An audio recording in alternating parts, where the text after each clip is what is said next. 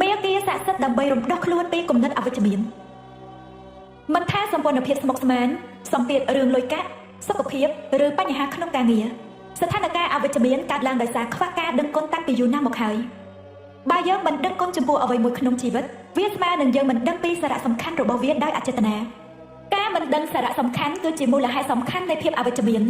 ព្រោះនៅពេលយើងមិនឃើញសារៈសំខាន់នៃរបស់អ្វីមួយហើយយើងក៏នឹងមិនផ្ដល់នូវការដឹងគុណតបស្នងទៅរបស់នោះដែរហើយវាក៏បញ្ឈប់ភាពស័ក្តិសិទ្ធិដែលនឹងកើតឡើងក្នុងជីវិតយើងប្រៀបដូចការអស់គុណចំពោះអ្នកណាម្នាក់ឬរបស់អ្វីមួយដែលវានឹងនាំជីវិតយើងឲ្យថ្កុំថ្កើងយ៉ាងអស្ចារ្យដូច្នោះដែរចំណែកឯការមិនផ្ដល់សារៈសំខាន់ទៅលើរឿងអ្វីៗវានឹងនាំជីវិតយើងឲ្យធ្លាក់ទៅរកភាពអន់ថយតើអ្នកដឹងគុណសុខភាពនៅពេលវាល្អឬអ្នកដឹងគុណវានៅពេលអ្នកឈឺឬមិនស្រួលខ្លួនតើអ្នកដឹងគុណការងារជារៀងរាល់ថ្ងៃឬអ្នកផ្ដល់គុណតម្លៃដល់ការងារចំពោះតែពេលមានដំណឹងកាត់បន្ថយបុគ្គលិកតើអ្នកដឹងគុណនៅពេលទទួលបានប្រាក់ខែឬថ្លៃឈ្នួលឬក៏ចេះតែទទួលប្រាក់ឈ្នួលឬប្រាក់ខែដោយមិនអរគុណតើអ្នកដឹងគុណមនុស្សដែលអ្នកស្រឡាញ់នៅពេលគ្រប់យ៉ាងប្រព្រឹត្តទៅរលូនឬនៅពេលមានបញ្ហានឹងគ្នាក៏យករឿងរ៉ាវមនុស្សដែលអ្នកស្រឡាញ់ទៅនិយាយប្រាប់អ្នកដទៃតើអ្នកដឹងគុណឡានរបស់អ្នកនៅពេលគ្មានបញ្ហាឬគិតដល់ឡានតែនៅពេលវាខូចប៉ុណ្ណោះតើអ្នកដឹងគុណការមានជីវិតរស់នៅក្នុងមួយថ្ងៃឬប្រើជីវិតទៅក្នុងមួយថ្ងៃដោយគ្មានឃើញគុណតម្លៃអ្វីសោះការមើលមិនឃើញសារៈសំខាន់នៃរបបផ្សេងគឺជាមូលហេតុធ្វើឲ្យកើតការតិទៀនរអ៊ូរទាំកើតគំនិតនិងសម្ដីអវិជ្ជមាននៅពេលអ្នករអ៊ូរទាំតាមច្បាប់នៃការស្រូបទាញវានឹងទាញរឿងផ្សេងដែលនាំឲ្យរអ៊ូរទាំចូលមកក្នុងជីវិតអ្នកកាន់តែច្រើនបើអ្នករអ៊ូរទាំអំពីអាកាសធាតុចរាចរណ៍ចៅហ្វាយស្វាមីឬភរិយាគ្រួសារមិត្តភ័ក្តិជនប្លែកមុខការចូលជួលរងចាំវិក័យប័ត្របំណុលសេដ្ឋកិច្ចតម្លៃទំនិញឬសេវាកម្មអ្វីមួយរបស់ក្រុមហ៊ុនណាមួយគឺអ្នកកំពុងតែមិនដឹងគុណហើយអ្នកកំពុងតែជំរុញជីវិតក្នុងក្តីសុបិនរបស់អ្នកឲ្យធ្លាក់ផ្លូវដោយការរអ៊ូរទាំនោះហើយឥឡូវនេះអ្នកយល់ហើយថាការរអ៊ូរទាំគំនិតនិងសម្ដីអវិជ្ជមាននិងការមិនដឹងសារៈសំខាន់នៃរឿងផ្សេងគឺបញ្ឈប់រឿងល្អៗដែលនឹងចូលមកក្នុងជីវិតអ្នកពេលនេះអ្នកយល់ហើយថាការកើតរឿងមិនល្អគឺព្រោះតែអ្នកមិនបានដឹងគុណឲ្យគ្រប់គ្រាន់ទាំងអចេតនានោះឯងវាមិនអាចទៅរួចទេដែលអ្នកគិតអវិជ្ជមានហើយអ្នកដឹងគុណនោះវាមិនអាចទៅរួចទេដែលអ្នករិះគន់ឬស្ដីបន្ទោសអ្នកដទៃហើយដឹងគុណនោះវាមិនអាចទៅរួចឡើយដែលអ្នកនឹងមានអារម្មណ៍សោកសៅឬអវិជ្ជមានបើអ្នកដឹងគុណដំណឹងដ៏ល្អបំផុតគឺបើអ្នកជួបស្ថានភាពអវិជ្ជមាននៅក្នុងជីវិតនៅខណៈពេលនេះការផ្លាស់ប្ដូរស្ថានភាពនោះដោយការដឹងគុណគឺមិនចំណាយពេលយូរទេស្ថានភាពអវិជ្ជមាននឹងរលាយបាត់ទៅវិញភ្លាមមួយរំពេចដោយរឿងបដិហាដូច្នោះជាដំបូងទោះបីលំបាកប៉ុណ្ណាក៏ដោយអ្នកត្រូវសម្លឹងរករឿងដែលត្រូវដឹងគុណពេលកំពុងស្ថិតក្នុងស្ថានភាពអវិជ្ជមានទោះបីជារឿងរ៉ាវអាក្រក់ប៉ុណ្ណាក៏ដោយអ្នកនឹងជួបរឿងដែលអ្នកអាចដឹងគុណបានជានិច្ចជាពិសេសនៅពេលអ្នកដឹងថាការដឹងគុណរបស់អ្នកនឹងផ្លាស់ប្ដូរស្ថានភាពអវិជ្ជមានគ្រប់យ៉ាងបានយ៉ាងអស្ចារ្យ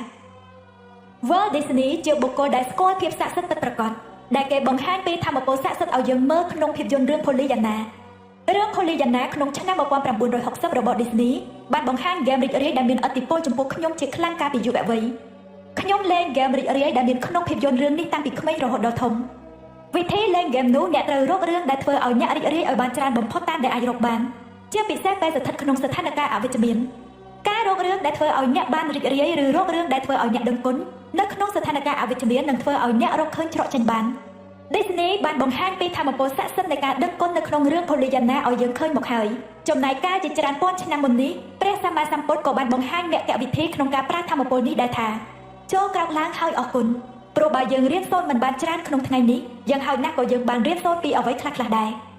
បើយើងមិនបានរៀនសូត្រអ្វីទេយ៉ាងហោចណាស់យើងក៏មិនបានឈឺថ្កាត់បើយើងឈឺថ្កាត់យ៉ាងហោចណាស់យើងនឹងមានជីវិតដូច្នេះយើងត្រូវតែនាំគ្នាអរគុណទៅសូមធ្វើឲ្យពុទ្ធវចនៈមួយឃ្លានេះមានកម្លាំងចិត្តដល់អ្នកថ្ងៃនេះចូលលើកយកបញ្ហាឬស្ថានភាពអវិជ្ជមានមួយដែលអ្នកចង់ដោះស្រាយខ្លាំងបំផុតហើយសម្លឹងរក10រឿងដែលអ្នកអរគុណខ្ញុំដឹងថាការចាប់ផ្ដើមគោលប្រតិបត្តិនេះរៀងដូចជាលំបាកបន្តិចតែព្រះសម្មាសម្ពុទ្ធបានបង្ហាញមគ្គវិធីអនុវត្តហើយចូលធ្វើតារាង10រឿងសរសេរចូលក្នុងកុំព្យូទ័រឬកូនសៀវភៅនៃការដឹងគុណរបស់អ្នកឧទាហរណ៍បញ្ហារបស់អ្នកគឺអត់ការងារធ្វើទោះជាអ្នកព្យាយាមយ៉ាងណាក៏នៅតែរកការងារមិនបានដើម្បីបដូរស្ថានភាពនេះយ៉ាងស័ក្តិសិទ្ធិអ្នកត្រូវអនុវត្តការដឹងគុណដល់ស្ថានភាពនេះយ៉ាងតាំងចិត្តនេះជាតួយ៉ាងខ្លះៗដែលអ្នកអាចប្រើបាន 1. ខ្ញុំអរគុណជាខ្លាំងដែលមានពេលវេលាឲ្យដល់គ្រួសារកាន់តែច្រើននៅក្នុងកំឡុងពេលនេះ 2. ខ្ញុំអរគុណដែលជីវិតរបស់ខ្ញុំកាន់តែរលូនដោយសារមានពេលគំនិតចាត់ចែងរៀបចំ 3. ខ្ញុំអរគុណដែលខ្ញុំមានការងារធ្វើច្រើនធ្វើឲ្យមានបទពិសោធន៍ 4. ខ្ញុំអរគុណណាស់នេះជាលើកដំបូងដែលខ្ញុំអត់ការងារធ្វើ 5. ខ្ញុំអរគុណដែលនៅលើโลกនេះមានការងារជាច្រើនថែមទាំងមានការងារថ្មីៗជានិច្ចក្នុងមួយថ្ងៃ ខ្ញុំអរគុណគ្រប់យ៉ាងដែលបានរៀនសូត្រពីការដាក់ពាក្យសុំធ្វើការនិងបានសម្ភារការងារ7ខ្ញុំអរគុណដែលសុខភាពខ្ញុំល្អហើយនៅធ្វើការបាន8ខ្ញុំអរគុណការឲ្យកម្លាំងចិត្តនិងការគ្រប់គ្រងរបស់មនុស្សនៅក្នុងគ្រួសារ9ខ្ញុំអរគុណអ្វីផ្សេងៗដែលនៅសល់ព្រោះជារឿងចាំបាច់សម្រាប់ខ្ញុំ10ខ្ញុំអរគុណដែលការអត់ការងារធ្វើលើកនេះធ្វើឲ្យខ្ញុំដឹងថាការមានការងារធ្វើមានន័យដល់ខ្ញុំកម្រិតណាខ្ញុំមិនធ្លាប់ដឹងសោះរហូតដល់ពេលនេះលទ្ធផលនៃការដឹងគុណរបស់អ្នកអត់ការងារធ្វើពួកគេនឹងស្រូបទាញមជ្ឈដ្ឋានជុំវិញខុសៗគ្នាហើយស្ថានភាពបច្ចុប្បន្នរបស់ពួកគេនឹងផ្លាស់ប្ដូរយ៉ាងអស្ចារ្យធម៌ពលនៃការដឹងគុណគឺធំធេងជាងស្ថានភាពអវិជ្ជមានហើយមធ្យោបាយក្នុងការផ្លាស់ប្ដូរស្ថានភាពអវិជ្ជមានគឺមានច្រើនគ្មានដែនកំណត់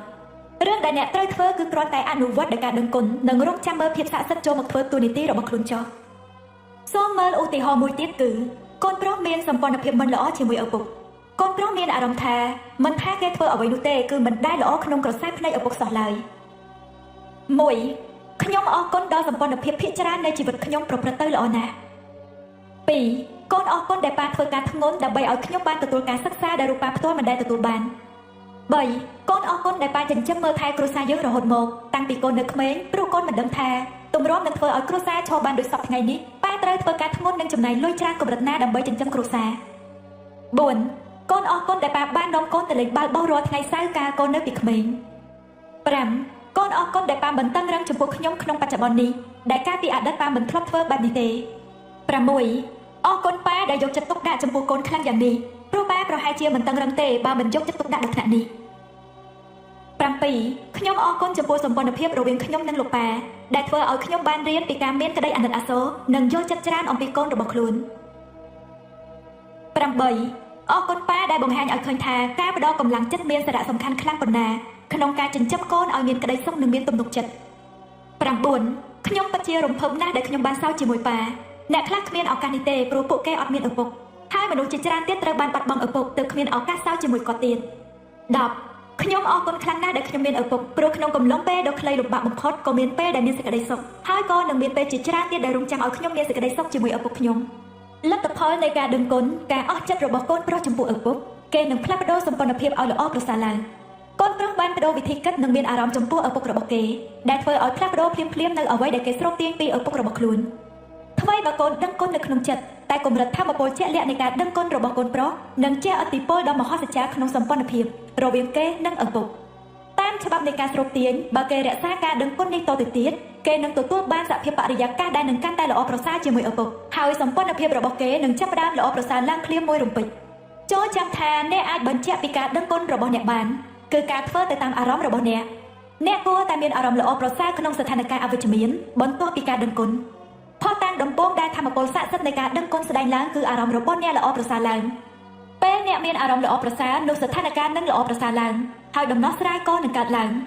ដំណោះស្រាយចំពោះស្ថានភាពអាក្រក់នោះគឺផ្ដោតការដឹងគុណលើវារហូតដល់អ្នកមានអារម្មណ៍ល្អប្រសើរនៅក្នុងចិត្តបន្ទាប់មកអ្នកនឹងឃើញភាពស័ក្តិសិទ្ធិបញ្ចេញធម៌ពលរបស់វានៅពិភពខាងក្រៅក្នុងការធ្វើកំណត់ត្រាចូលប្រកាសចិត្តថាអ្នកបានសរសេរទាំង10រឿងដែលអ្នកដឹងគុណដោយវិធីដូចខាងក្រោមខ្ញុំអរគុណចំពោះឬខ្ញុំពិតជាអរគុណខ្លាំងណាស់ចំពោះហើយបញ្ចប់ប្រយោគដោយអ្វីដែលអ្នកត្រូវដឹងគុណអ្នកអាចប្រើវិធីរបស់ Walt Disney ក្នុងការប្រើធម៌ពលស័ក្តិសិទ្ធិនៃការដឹងគុណបើអ្នកគិតថាងាយជាងខ្ញុំពិតជារីករាយដែរហើយបញ្ចប់ប្រយោគដោយអ្វីដែលអ្នកសប្បាយចិត្តចំពោះវាពេលធ្វើកំណត់ត្រាពីអ្វីដែលអ្នកត្រូវដឹងគុណ10រឿងរួចហើយចូលបញ្ចប់គោលប្រតិបត្តិមាគាស័ក្តិសិទ្ធិដើម្បីរំដោះខ្លួនពីគំនិតអវិជ្ជមានដោយសរសេរដូចនេះថាអរគុណអរគុណអរគុណសម្រាប់វិធីដោះស្រាយបញ្ហាដ៏ល្អឥតខ្ចោះសម្រាប់ថ្ងៃនេះចូលសង្កេតមើលថាតើអ្នកអាចឆ្លងផុតមួយថ្ងៃដោយមិននិយាយអ្វីក្នុងផ្លូវអវិជ្ជមានបានឬទេវាអាចលំបាកបន្តិចតែចូលមើលថាតើអ្នកធ្វើបានឬទេក្នុងរយៈពេលមួយថ្ងៃហេតុផលសំខាន់ដែលឲ្យអ្នកធ្វើដូច្នេះព្រោះយើងភាគច្រើនមិនដឹងខ្លួនទេថាយើងនិយាយស្ដីអវិជ្ជមានច្រើនប៉ុណ្ណាតែអ្នកនឹងដឹងត្រូវសង្កេតមើលសម្ដីរបស់អ្នកក្នុងថ្ងៃនេះចូលចាំថាគំនិតអវិជ្ជមាននិងសំឡេងរអ៊ូរទាំវានឹងនាំរឿងទាំងនោះមកកាន់តែច្រើនបើអ្នកដឹងថាខ្លួនអ្នកកំពុងគិតនិងនិយាយអ្វីក៏ឈប់ភ្លាមទៅហើយសម្រាប់ចិត្តសិនថាតើអ្នកចង់បានលទ្ធផលបែបណាពីអ្វីដែលអ្នកកំពុងនិយាយនេះគឺជាវិធីសាស្ត្រដ៏ស័ក្តិសិទ្ធិដែលអ្នកអាចប្រើបានបើអ្នកសង្កេតឃើញថាខ្លួនឯងកំពុងគិតឬនិយាយអ្វីដែលអវិជ្ជមានចេញមកចូលឈប់ភ្លាមហើយនិយាយថាប៉ុន្តែខ្ញុំត្រូវតែនិយាយខ្ញុំពិតជាអរគុណណាស់ចំពោះហើយបញ្ចប់ប្រយោគដោយរឿងអ្វីក៏បានដែលអ្នកដឹងគុណចូលយកភាពស័ក្តិសិទ្ធិនេះទៅជាមួយអ្នកផងនិងនាំទៅប្រើពេលណាក៏បានតាមដែលអ្នកត្រូវការ ប្រសិនបើមានបញ្ហាឬស្ថានភាពណាមួយកើតឡើងនេះអនាគតចូលចាំថាត្រូវប្រើការដឹងគុណពន្លត់រងើកភ្លើងសិនមុននឹងចាប់ផ្ដើមឆេះឡើងមកទៀតក្នុងពេលតែមួយអ្នកក៏អុចបំភ្លឺឲ្យភាពស័ក្តិសិទ្ធិចូលមកក្នុងជីវិតអ្នកដែរគោលប្រតិបត្តិស័ក្តិសិទ្ធិលេខ7 1. អនុវត្តគោលប្រតិបត្តិស័ក្តិសិទ្ធិលេខ1គឺគិតដល់តែរឿងល្អៗនៃជីវិតសារឡើងវិញពីប្រការ1ដល់ប្រការ3ដោយកត់ត្រារឿងល្អៗ10យ៉ាងរួចសរសេរហេតុផលដែលអ្នកត្រូវដឹងគុណអានកំណត់ត្រានៃសារជាថ្មីម្ដងទៀតលុះពេលអានរឿងល្អនីមួយៗចប់ហើយចូលនិយាយថាអរគុណអរគុណអរគុណហើយធ្វើឲ្យអារម្មណ៍ដឹងគុណចំពោះអ្វីល្អៗទាំងនោះមានសភាពជ្រាលជ្រៅបំផុតតាមដែលអាចធ្វើបាន 2. ច្រកបញ្ហាឬស្ថានភាពអវិជ្ជមានណាមួយក្នុងជីវិតដែលអ្នកចង់ដោះស្រាយខ្លាំងបំផុត 3. ធ្វើកំណត់ត្រា10រឿងដែលអ្នកត្រូវដឹងគុណស្ថានភាពអវិជ្ជមាន 4. នៅចំបញ្ចប់នៃកំណត់ត្រាចូលសរសេរថាអរគុណអរគុណអរគុណចំពោះវិធីដោះស្រាយបញ្ហាដែលល្អឥតខ្ចោះ 5. ថ្ងៃនេះចូលសង្កេតមើលថាតើអ្នកអាចឆ្លងផុតទៅមួយថ្ងៃដោយមិននិយាយអ្វីក្នុងផ្លូវអវិជ្ជមានបានដែរឬទេ